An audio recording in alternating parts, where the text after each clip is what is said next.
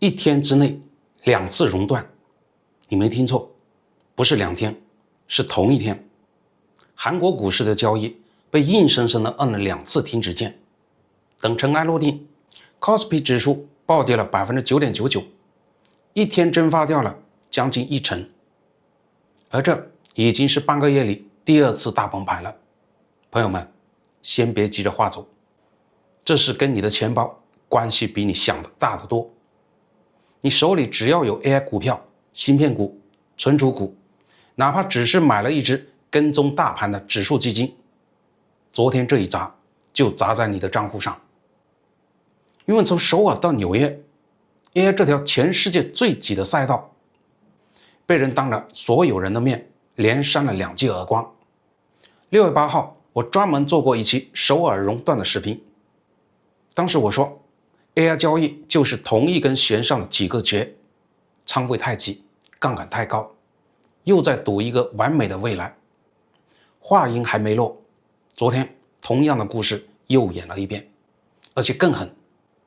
那這20多分鐘，我幫你把首爾和紐約這2場崩盤串成一條線，看個明白。很多人看到滿屏的下降曲線，第一反應是又跌了，慌。但你要是只盯着今天跌了多少，就看漏了真正值錢的東西。這場跌不是某一只股票出了事，是 AI 這塊繃得最緊的玻璃，周二同時從3個地方裂開了。首爾的裂縫是槓桿，紐約的裂縫是獲利，還有馬斯克的 SpaceX 裂的是他的造血能力。3道裂縫看着各跌各的，其實是同一塊玻璃。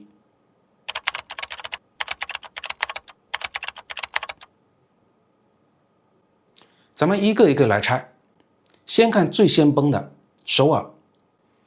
昨天韓國的 Kospi 指數一天暴跌了 9.99%， 收在8203點，一天蒸發掉910個點。這不是普通的跌，盤中觸發了2次熔斷，整個市場被強制的停牌。一天2次熔斷，這在韓國股市歷史上都極少見。更關鍵的是，這已經是這個月第2次的崩到熔斷了。月初6月8號那次也跌了 8%， 觸發了熔斷。之後市場才強力反彈回來，結果半個月不到又栽了一次，而且更狠。帶頭跳水的還是那2張老面孔，三星電子和 SK 海力士，一天各跌了 12% 還多。外資當天淨賣出了將近38億美元。我給你還原一下當天的盤面，你能感受到那種一步步往下滑的窒息感。開盤的時候指數還在9000點上方，看着挺穩，然後就開始往下溜，跌破9000，跌破8800，跌破8500。上午11點40分，第1道防線被打穿，拋壓觸發了程序化交易的暫停，停了5分鐘。下午2點40分，跌幅衝破了 8%， 一級熔斷啟動，全市場停牌20分鐘。等恢復交易，沒有抄底盤，繼續往下砸，最後定格在8200點，跌了 9.99%。這中間多少加了槓桿的賬戶是眼睜睜看着自己的本金一點點被抹平的。這裡還有個畫面，你得品一下。就在崩盤的前一天， SK 海力士的盤中市值一度衝到了 1.35 萬億美元，26年來第1次超過三星，做上了韓國市值的頭把交椅。結果第2天就吃了個熔斷，從加冕到哀悼中間隔了不到24小時。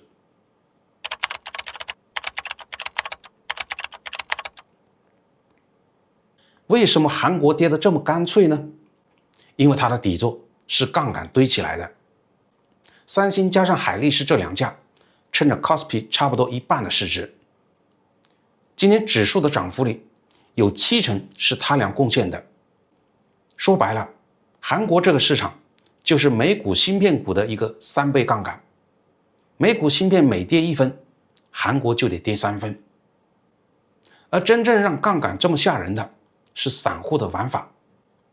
就在半個月前，韓國剛崩過一次，按理說該去槓桿了吧，沒有，崩完反彈，散戶不但沒減持，反而借了更多的錢充進去，硬是把指數又拉回了新高。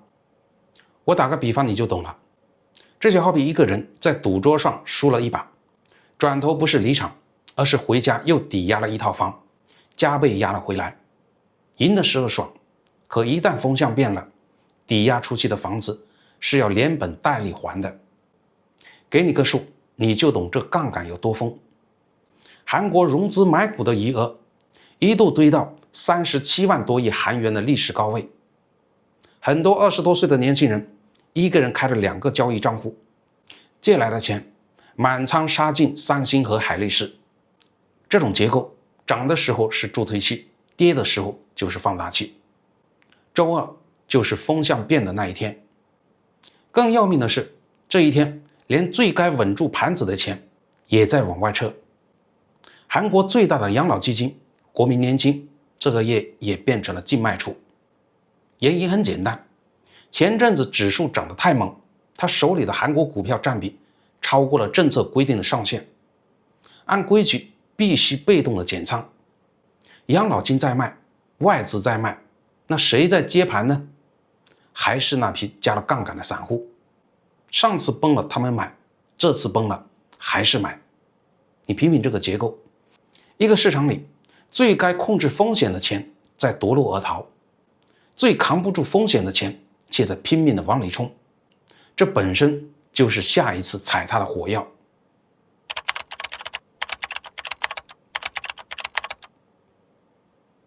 除了槓桿，還有2篇小作文給市場又補了2刀。第一刀是 MSCI， 韓國一直想從新興市場指數升級進發達市場指數，一旦升級，全球追蹤發達市場的養老金、被動基金就得按規矩配置韓國股票，那是幾百億美元的活水。很多外資今年買韓國，賭的就是這個升級。結果周二 MSCI 說再等等，這次還是不升。提前埋伏進去的錢，一瞬間錢變成了奪路而逃的賣單。第二把刀更陰，就在崩盤當天，韓國一幫政黨在論壇上拋出一個提案，要對股票的未實現收益徵稅。什麼意思呢？就是你的股票只要是賬面上漲了，哪怕你一股沒賣，也得照着浮盈先交一筆稅。這種事以前荷蘭試過，挪威試過，瑞典也試過，結果無一例外都是有錢人撿着錢往外跑。這個提案大概率成不了法律。可市場不管它通不通過，在一個正在熔斷的檔口，有人討論要對你的浮盈下手，你說你跑不跑呢？所以韓國這場崩是槓桿，是落空的賭注，是嚇人的小作文，3樣疊在一起，把一個本來就站在高槓桿上的市場直接推下了懸崖。而韓國這一倒，那根弦的另一頭紐約立刻就被拽動了。這種傳導不只是情緒，韓國那些加滿槓桿的賬戶一旦被強制平倉，券商就會逼着他們賣資產還錢，連帶手裡的海外持倉也得一起拋。再加上韓國的存儲雙雄本來就是全球 AI 芯片的風向標，他倆一跌，等於先給紐約打了個樣。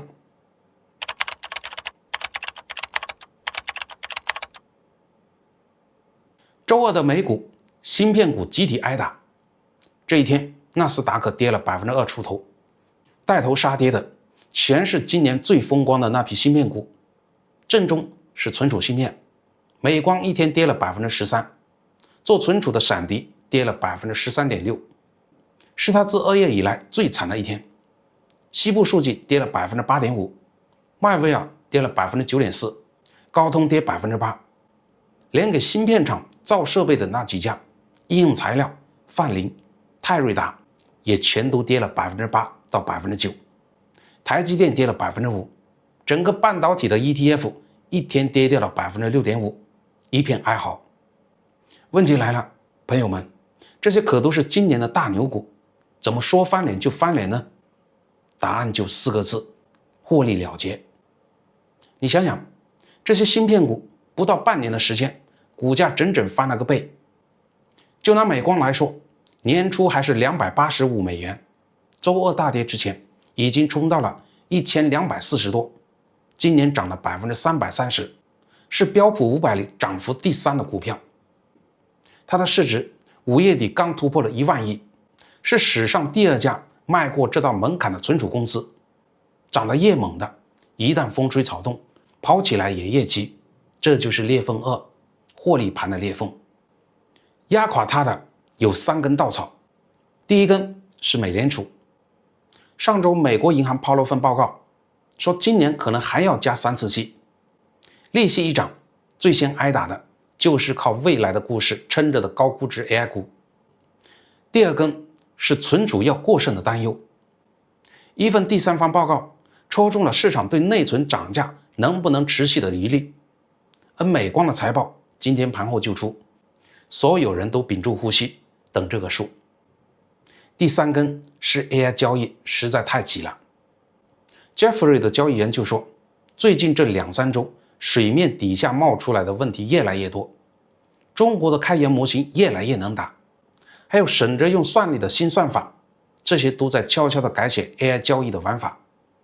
一部分聰明錢開始嘀咕，這2-3年的樂觀預期是不是定價的太滿了？3根稻草一壓，獲利盤奪門而出。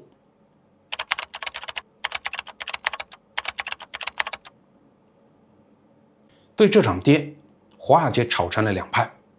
瑞士的交易主管給周二的報告直接起了個標題，叫科技股車禍現場。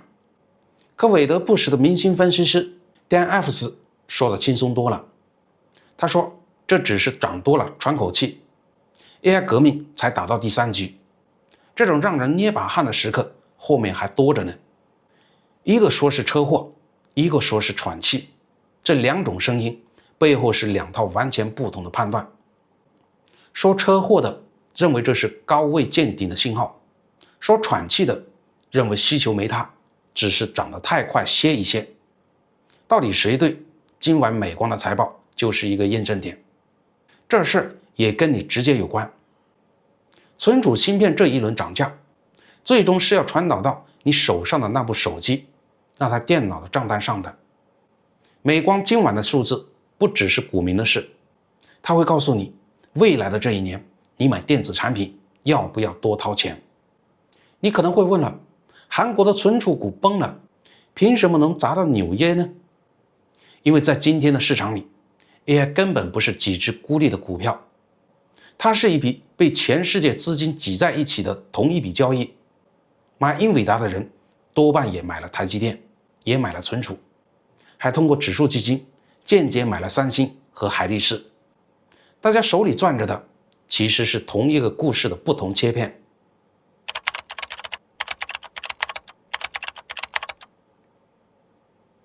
所以只要有一個切片先裂開，恐慌就會順着這條資金鏈一路傳導。首爾的槓桿盤爆掉，紐約的獲利盤就跟着奪路而逃。這就是為什麼昨天首爾一聲響，紐約馬上就得抖3抖。說完首爾和紐約，咱們再看周二崩盤裡最扎眼的那只股票，馬斯克的 SpaceX， 它裂的是第3道縫，造血。先把時間線理一遍，6月12號上市，發行價135美元，第一天就漲了19%，3天之內衝到了225塊6毛4的歷史高點，市值一度逼近2.7萬億美元，幾乎追平微軟。可從6月18號開始，連跌3個交易日，周一一天就跌了16.4%，是上市以來最慘的一天。到了周二，盤中一度跌破150美元，這個150正好是它上市第一天的開盤價，也就是說，所有在公開市場上買它的普通人，到這一刻基本都套住了。從最高的225到最低的150，蒸發掉超過30%。馬斯克本人也從前幾天的萬億富翁跌回了普通的億萬富翁。砸盤的導火索是一份發債文件。Space 上市才1天，轉頭就要發債借錢，規模至少200億美元。市場當時就懵了，你剛 IPO 募了850多億，賬上還趴着超過1000億現金，怎麼轉身就來借錢呢？這個動作特別容易讓人想起上周的另一家公司英偉達。黃仁勳的英偉達上周也發了一筆差不多大的債，這筆債我之前也專門拆解過，今天不再重複。但把這兩家擺在一起一對比，最直接的東西就出來了。同樣是不缺錢還發債，同樣是投資級，同樣是被機構超額搶購，可這兩筆債的理智是天壤之別。差在哪呢？差在借錢幹嘛用。英偉達上個季度自己生意裡趟出來的自由現金流是正的490億美元一個季度，他發債是錢多的花不完，順手把自己的好信用拿到市場上變現，去回购股票，優化資本結構，說白了是錦上添花。SpaceX 呢，他發這200億，官方文件裡寫的清清楚楚，主要去還一筆過橋貸款。這筆過橋貸款是今年2月他併購馬斯克自己的 xAI 時背下來的。換句話說， IPO 募來的850億大頭已經被 xAI 那筆交易占掉了。這次發債不是去擴張，是去還賬，是借新債還舊債，一個是主動優化，一個是被動的填坑。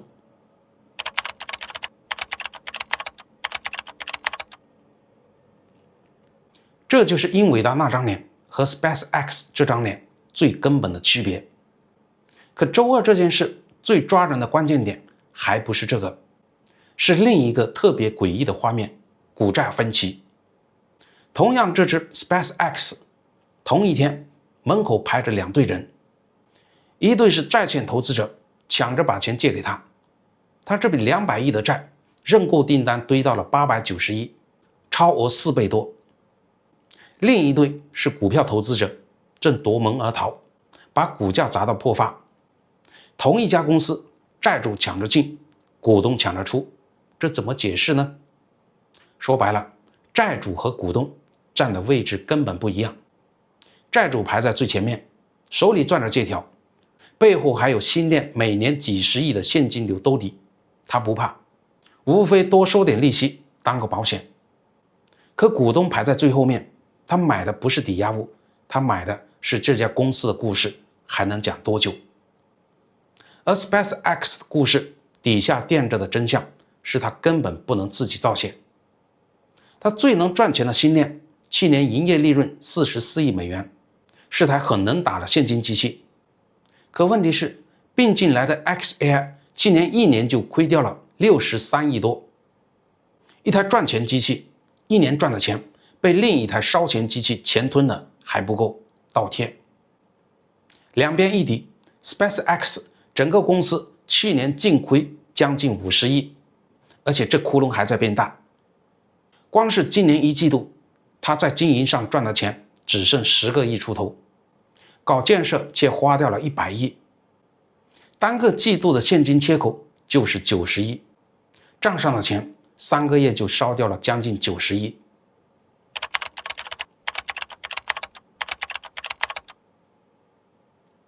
債主看的是新鏈兜不兜得住底，所以淡定。股東看的是這家公司未來要燒的錢，是連1000億現金加850億募資都填不滿的無底洞，所以恐慌。同一筆債，在債主眼裡是借得起，在股東眼裡是他又要伸手了。壓垮股價的還有2件事，一件是期權 ，SpaceX 的期權6月17號才開始交易，在這之前看空它的人根本沒有趁手的工具去做空，期權一開閘，憋着的空頭立馬就下了注。另一件是估值本身就炒翻了天，樂觀的像奧本海默把目標價開到250美元，可紐約大學那位被稱作是估值教父的教授，看完招股書給的合理價大約只有103，誠心更狠，直接給到62。這些人為什麼這麼悲觀呢？因為 SpaceX 在招股書裡把自己未來能吃下的市場吹到了28.5萬億美元，其中26萬億說是來自 AI。這個數字大到什麼程度呢？基本上是把好幾十年的未來提前劃進了今天的股價裡。同一只股票，專業機構給的價從62到250，差了快4倍。一只股票能被算出4倍的價差，本身就說明它腳下的地基有多軟，而且頭頂上還吊着好幾顆定時炸彈，前世解禁盤。SpaceX 上市的时候只放出了大約 4% 的流通盘，剩下 95% 以上的股份錢鎖着，但這些鎖是分批解開的。員工和早期投資者那一檔鎖180天，最早7月底第一批就能拋，零零散散一直放到12月8號全部解開。而馬斯克自己的那一大塊賺着 85% 以上的投票權，鎖的是366天，得等到明年6月才解鎖。也就是說，被套在裡面的散戶頭頂壓着的是一波接一波的賣盤，從這個7月底一直排到明年，這根弦會繃上整整1年。今天的破發很可能只是個開始。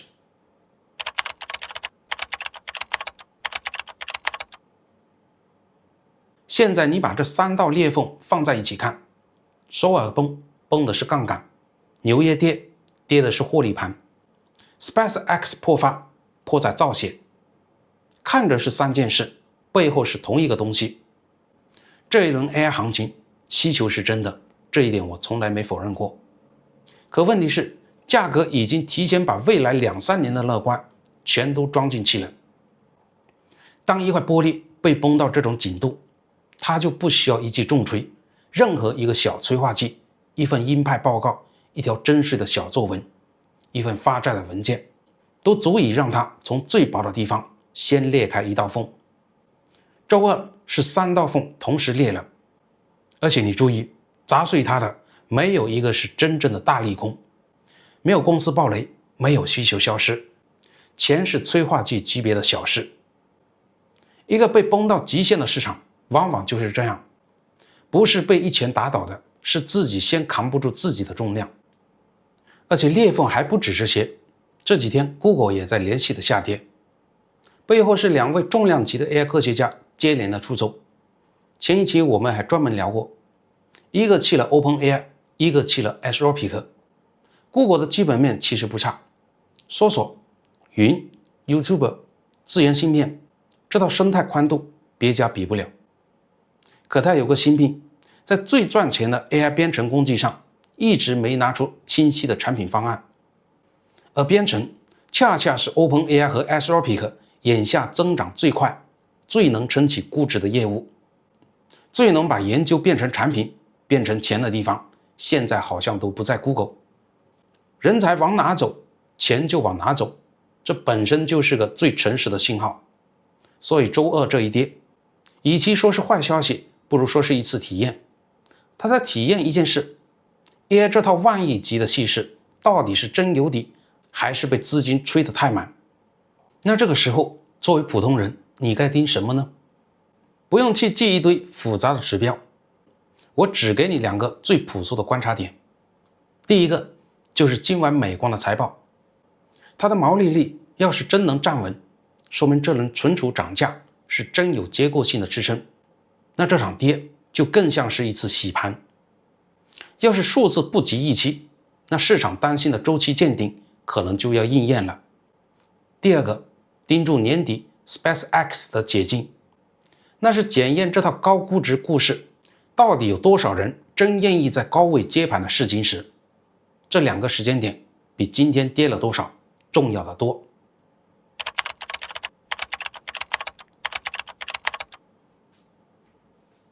對了，還得給你補一個最新的畫面。就在我錄這期的今天中午，韓國市場又猛地反彈了 ，Kospi 一度漲回 4% 多，三星一口氣回彈了 7%。美股那邊芯片股也想喘口氣，你看崩一天彈一天，這種劇烈的來回甩本身就是一個高槓桿又特別擁擠的市場最典型的體溫。可一次反彈填不平底下那3道裂縫，它只會讓看多的和看空的把這場垃圾打得更兇。所以回到最開始的那個問題，周二這場從首爾燒到紐約的大跌，到底是泡沫破裂的開始，還是漲太多之後一次健康的洗盤呢？看空的人說，槓桿、獲利盤、造血窟窿、裂縫已經擺在桌面上了。看多的人說，這就是丹·艾弗斯講的第三集才打到一半，喘口氣而已， AI 的需求一點沒變。這一次我不急着替你下結論，我更想知道你站在哪一邊。你覺得這是山頂的第一聲悶雷，還是半山腰一次正常的歇腳呢？為什麼？評論區告訴我你的判斷。記得點讚、訂閱加熱推，咱們下期再見。